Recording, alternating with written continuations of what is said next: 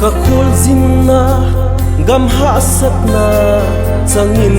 ka che jing nge lung kham na in ai bom jing nge ka pu gi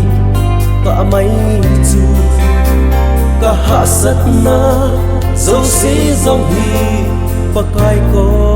ka hun te su tin pakai one de ka he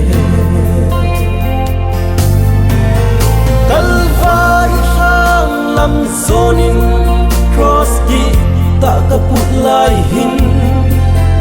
hat na zo la nei zo boy sang fin ka lu busy kin umin ana zingin ogam van gam hon hon la cross soi sa nhìn ấy dù xin ân đi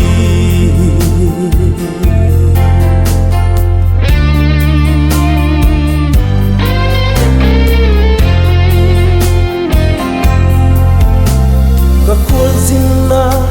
lam ha sat na kalal gam ke lenin lei nup sa na tenung sunnin ikin kada rata di in kana kison bi in hinla pakai otsun kalung gili hiti ay hung hile walal tuna dal sain lay hasat na aka hunge subsit na cross atho in thana ka khan ta zon sit hina nanga ding tho in ka zota khan chin su na cross soi sa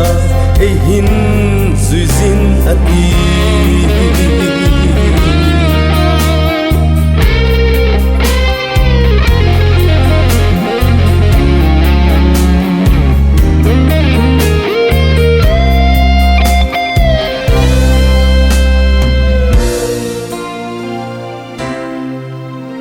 ka khul zin na lam ha sat na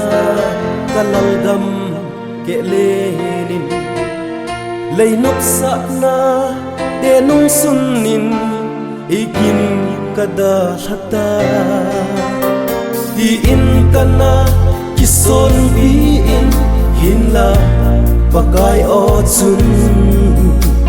kalung gilin hiti